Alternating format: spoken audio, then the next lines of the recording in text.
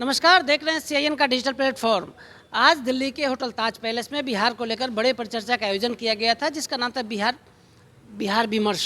बिहार के बारे में देश के बड़े बड़े बुद्धिजीवियों ने इस कार्यक्रम में हिस्सा लिया।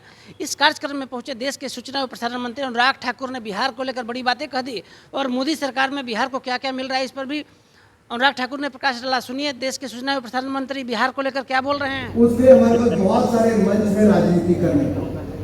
मैं ये कह रहा हूँ कि हमने केंद्र से क्या क्या दिया है मोदी सरकार से। तो मुंगेर से बेगूसराय तक रेल सड़क को डबल और पुल के निर्माण का काम हुआ। मुंगेर से इंजीनियरिंग कॉलेज की स्थापना हुई। मुंगेर के मेडिकल कॉलेज बनाया गया। रोडवेज के लिए जो सड़कों के निर्माण के लिए लगभग 3 लाख करोड़ रुपए से ज्यादा मोदी सरकार ने दिए और 13 ग्रीनफील्ड एक्सप्रेसवे दिए। भारतमाला के जो हमारे प्रोजेक्ट है उसमें लगभग 45,000 करोड़ रुपए दिए गए। बिहार झारखंड, क्योंकि कुछ लोगों ने यहाँ पर कहा मैं तो पहले बिहार का हिस्सा था तो झारखंड में चला गया। मैं इतने कहूँगा बिहार झारखंड एक्सप्रेसवे के लिए भी 28,500 करोड़ रुपए दिए गए और 6800 करोड़ रुपए की लागत से गंगा जी पर पुल और सड़क का उन्नयन को मंजूरी भी दी गई है। लगभग 3400 करोड़ रुपए की लागत से राष्ट्रीय राजमार्ग परियोजना लागू की गई है।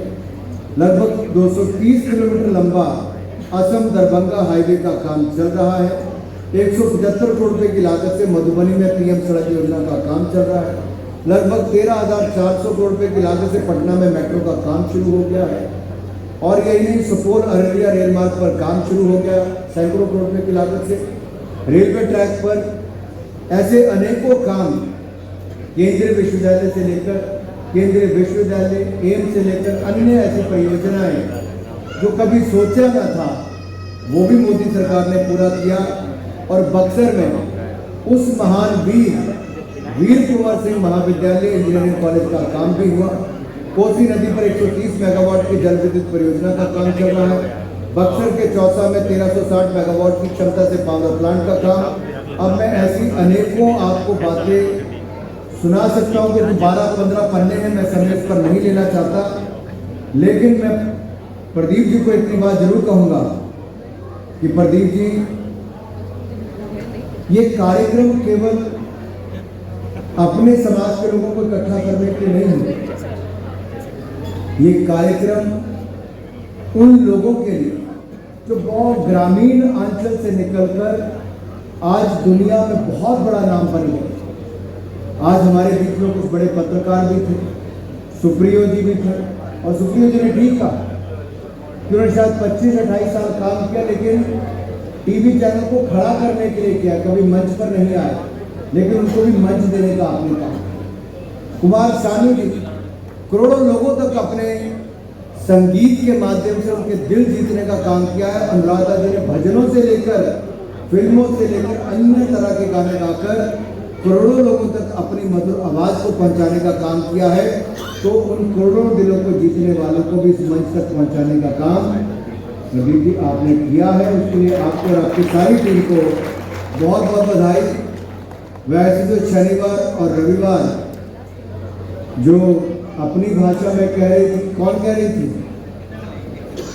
अंजना जी, कि शनिवार रविवार और लिट्टी चोखा की बात करके गई। आप भी मुझे लिट्टी चोखा की बात करके यहाँ तक लाए थे, लेकिन कभी दर्शन तो हुए नहीं। लगता है कि इसके बाद मिथिला थाली खाने को जरूर मिलेगी। मिलेगी नहीं मिलेगी? कहा यही क्या था, मैंने कहा 5 स्टार होटल में करने वाले पता नहीं मिलेगा नहीं मिलेगा, लेकिन मिलने वाला मुझे पूर्ण विश्वास है।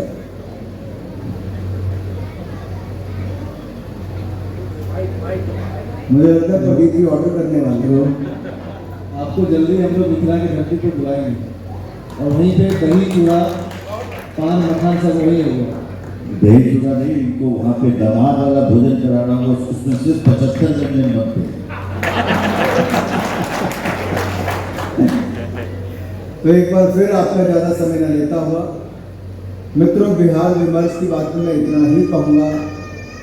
भारत अगर लड़खड़ाती चरमराती अर्थव्यवस्था 2014 में थी तो 9 सालों में दुनिया की 5वीं सबसे बड़ी अर्थव्यवस्था बन गया है।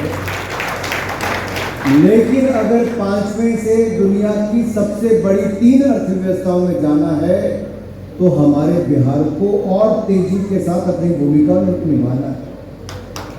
और मैं देखता हूँ जब मैं मिथिला के अपने मित्रों के बीच में बैठता हूँ, इतनी मीठी बोली है आप।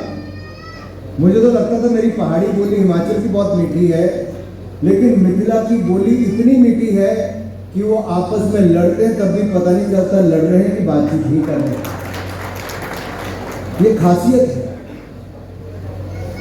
और इसको बचाए नहीं रखना, इसको आगे बढ़ाने का काम करना है। और मैं आपको विश्वास दिलाता हूं कि मोदी जी की सरकार में दूरदर्शन हो या ऑल इंडिया रेडियो हो या कोई भी प्लेटफॉर्म होगा, हम अपनी मीठी मिथिला की भाषा को आगे बढ़ाने का काम करेंगे। इस बात का विश्वास आपको। Right message, right communication. Country Inside News.